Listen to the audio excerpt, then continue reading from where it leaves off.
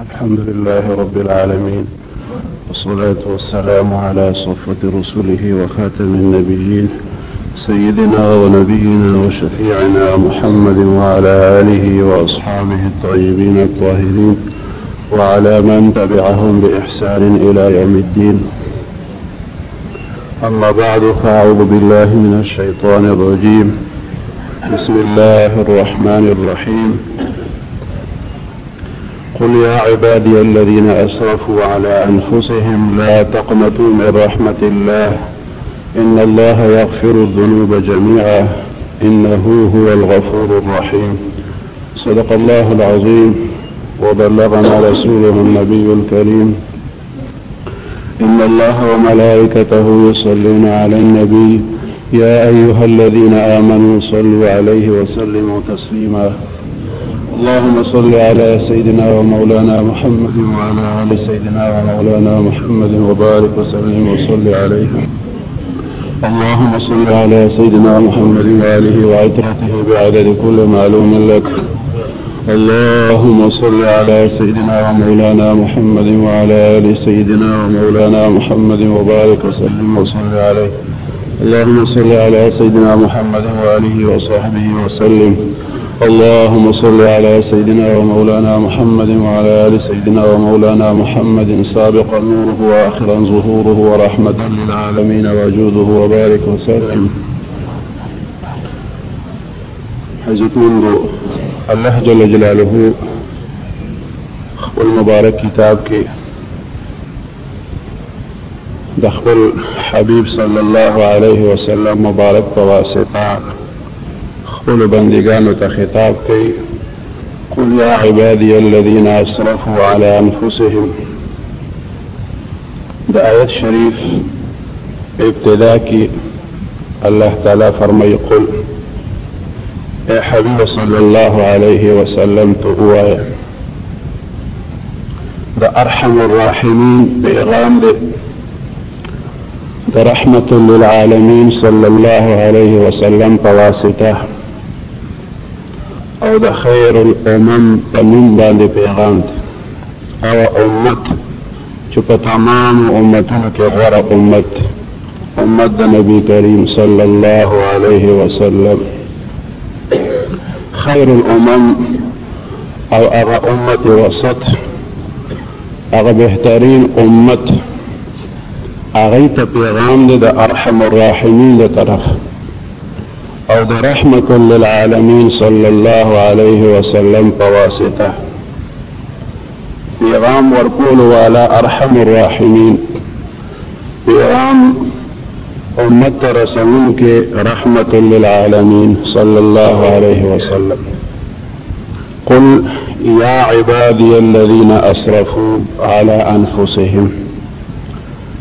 اے رحمة للعالمين صلى الله عليه وسلم. تو او زما بندگانو تا اللہ تعالی فرمائی یا عبادی الذین اسرفوا علی انفسهم. اے زما بندگانو هغه چې هغه زیاته کړل په خپل ځانونو باندې. الله تعالی خپل بندگانو ته پیغام ورکړي نو ورسره داسې فرمایي چې عبادی زما بندگان، هغه یاد نسبت هغه پکې باقاعده ذکر کیږي. کله دا هغه بندگانو تذکره ده چې اسرفوا علی انفسهم، هغه زیاتې کړې ده په خپل ځانونو باندې، غلطیانې دي شوي دي، ګناهونه دي شوي دي، خپل ځان باندې ظلم کړی، زیاتې کړی دی. خو سره د دغه ګناهونو الله تعالی ته پته ده چې زما د بندګانو څومره ګناهونه کړي، کمی غلطیانی پا دی کشتا دی، سمرا کمزوریانی دی پا دی که اصرفو علی انفسهم، اخپل زانون بانده زیاده کرده. او سره داغی اللہ تعالی اخپل حبیب صلی اللہ علیہ وسلم تفرمی زما بندگانی توایا، اگا زما بندگان هغه چې زیاده پا اخپل زانونو کرده. بس نفرمائی چو چا خپل ځان زیاته کړی هغه زما بنده نه دی. او داسې نه دي فرمایلي چې ای بندګانو بلکې داسې فرمایي چې عبادي زما بندګان خپل ځان طرف ته نسبت کوي د خپلو بندګانو چې دا زما بندګان دي د دوی هر قصور ما ته معلوم دی هر غلطي ما ته معلومه ده دوی چې څومره ګناهونه کړي ټول د الله تعالی په علم کې دي خو بیا هم داسې نه وایي چې ګناهګارانو ته ووایه داسې نه وایي چې دغې خلکو ته ووایه داسې فرمایي زما بندګانو ته ووایه زما هغه بندګان چې زیاتی کړی دی په خپلو ځانونو ښه ګناهګار دي غلطیان یې کړي دي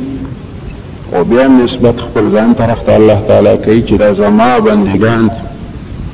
او په خپلو ځانونو باندې زیاتی کړی دی لا تقنطوا من رحمة الله تاسو مه مایوسه کېږئ د الله تعالی د رحمت د الله جل جلاله د رحمت نه ناامیده کېږئ مه ځکه وروسته بیا د عذاب تذکره ده چې کله عذابونه د خلکو ته ورکول کېږي هغه وخت یو سړی بیا وایي چې لو ان الله هدانی لکنت من المتقین که خدای ما ته هدایت کړی وی نو زه به د متقیانو نه وم لو ان لی کرة فاکون من المحسنین که بیا دنیا ته لاړم نو دا ځل به نیک عملونه کوم حين ترى العذاب لو ان لي كرة فاكون من المحسنين دی به بیا وایي چې که دنیا ته یو ځل بیا لړی نو بیا به دا ځل موږ ښه عملونه کوو نیک عملونه به کوو خو بیا خو راتلل شته نه نو الله تعالی د مخکې نه موږ خبروي او موږ ته فرمایي چې تاسو زما د رحمت نه مایوسه کېږئ مه زما د رحمت نه تاسو ناامیده کېږئ مه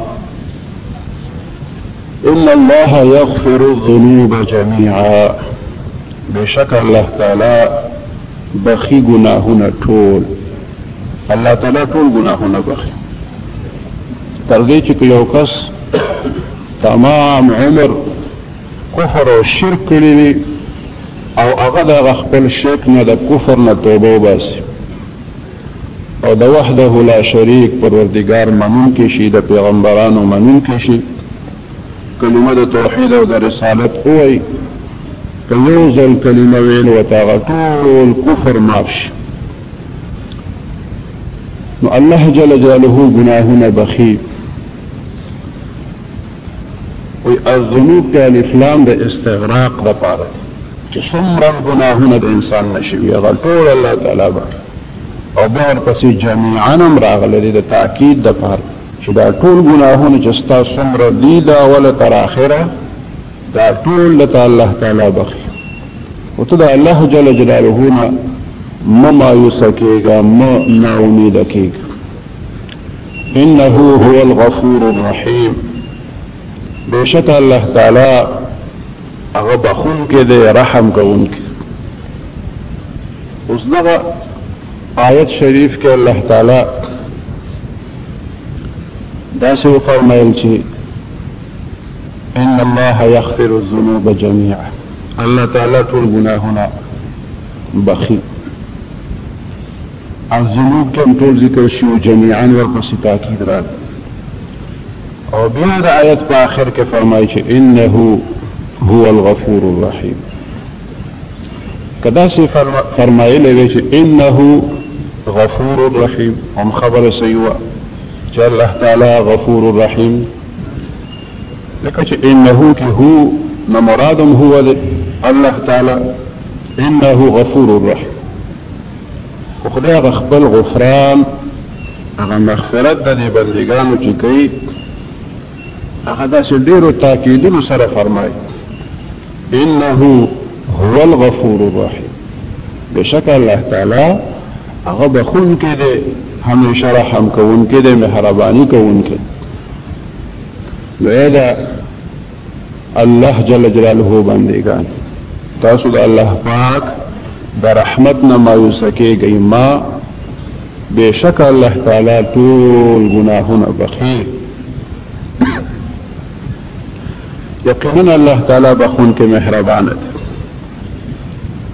اوس یو انسان وایي چې خدای ټول ګناهونه بخي او دی بیا د ګناهونو ارتکاب کوي، په ګناه باندې دی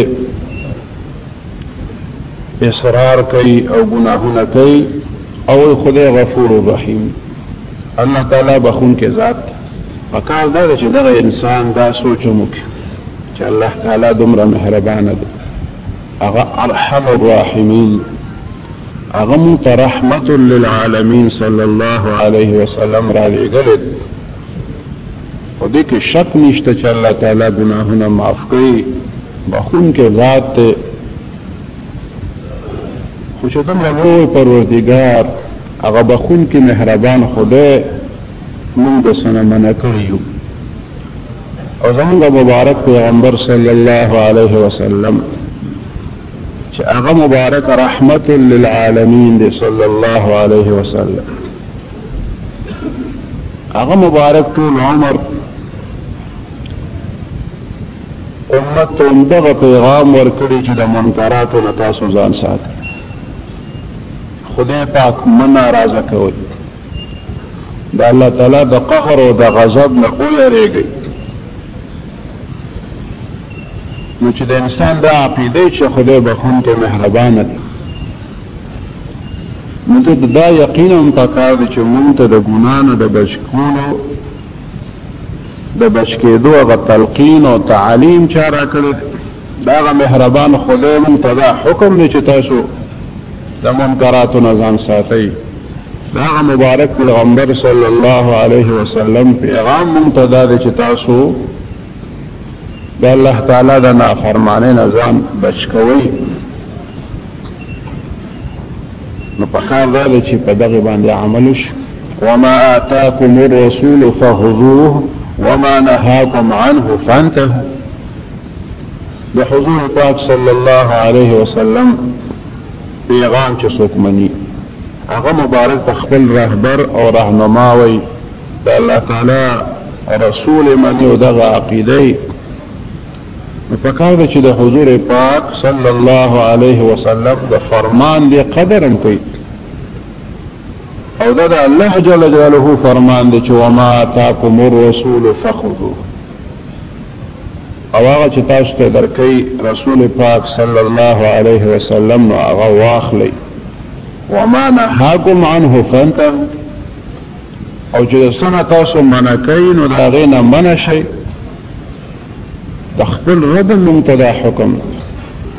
او د خپل مبارک پیغمبر صلی الله علیه وسلم مونږ ته دا تعلیم چې د څه د کوي چې وی کوي نو کوئ، او چې څه نه منع کړی چې نه کوئ نو بس هغه مه کوئ تاسو.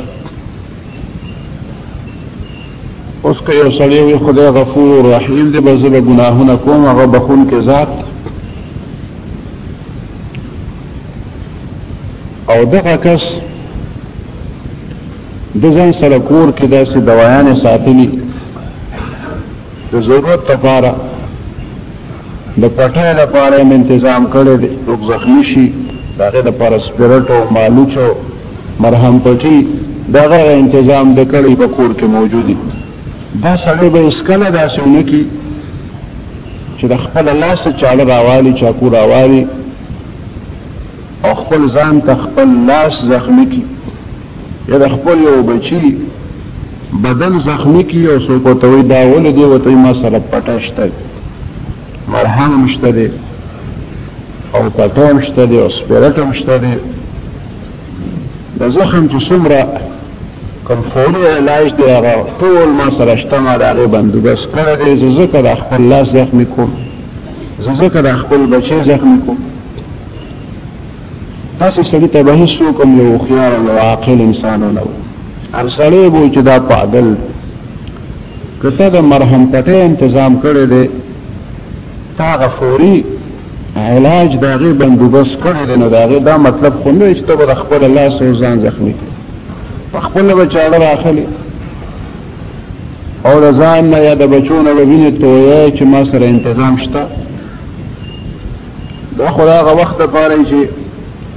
کله خدا ناخواسته یو حادثه پیښه شي زخم جوړ شي سړی هغه څیزونه راوالي هغه پټو کې نشي یو سړی دا وایي چې الله تعالی بخونکی مهربان دته ډېر د ګناهونو نه ځان ساتل پکار ځکه چې الله تعالی بخونکی ذات او ګناهونه بخي نو هغه غفور الرحیم ذات خو تا ته د ګناه کولو حکم نه دی کړی چې شابه سې تکړه شي چې څومره درنه کېدی شي ګناهونه کوه د هغه غفور الرحیم پروردګار حکم دا دی چې د ګناه نه ځان ساتئ تاسو انسان کوشش دی چې زه د منکراتو نه ځان وساتم او دی په هغه خپل کوشش کې ډېره حده پورې کامیابي او بیا چې کله کله څه غلطي وشي بیا دته احساس د خپلې غلطۍ وشي دې معافي غواړي د هغه خپلې غلطۍ د هغه خپل جرم الله تعالی په دغه معافي مقطع باندې بیا ډېر خوشحالېږي داسې ورته نه وایي چې انسانه دا ولې تا داسې کول بلکې خوشحاله شي دی چې ده د خپل قصور اعتراف وکړو د خپل ځان ګناهګار وګڼلو چې انسان د خپل ګناه اعتراف کوي خپل ګناه هغه ګناه وګڼي دا تسلیم وکړي چې دا غلطي مانه شوې ده او پروردګاره ته راته بخښنه وکړي نو په دې باندې الله تعالی خوشحالېږي ان الله يحب التوابين ويحب المتطهرين بشک الله تعالی ډېر خوښوي توبه ایستونکي او پاک او صاف اوسېدونکو سره الله تعالی مینه کوي چې د پاکۍ ښه تکلف سره کوشش کوي او اهتمام کوي متطهرین صرف طاهرین نه ذکر کوي تکلف ښه کوشش په طهارت کې فطهروا باندې عمل کوي طهارت ظاهري او طهارت باطني نو د هغه خلکو سره الله تعالی مینه کوي ګناه باندې معدوم د ګناه اعتراف کوونکی خپل ګناه معافي د الله تعالی نه غواړي الله جل جلاله دغه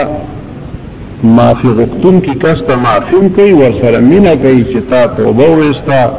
ته د خپل قصور اعتراف وکړو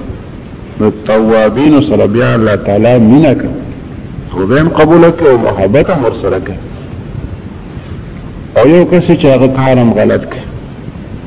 او بیا د هغه غلط کار لپاره جواز پیدا کوي د هغې لپاره دلایل لټوي کله وایي دا کار ما وکړو دا نور خلک یې کوي نو که ما وکړو نو څه چلو شو کله دا وایي چې نورې غلطیانې خو راته نشته بس تا غلطي راکې ده په دې ځان ته تسلي ورکوي چې خلک څومره څومره ګناهونه کوي مونږ کې خو نور جرمونه نشته بس دغه یو جرم دی راکړي څوک وایي چې هر څوک کوي که مونږ وکړو نو څه چلو شو نو دا بیا خطرناکې خبرې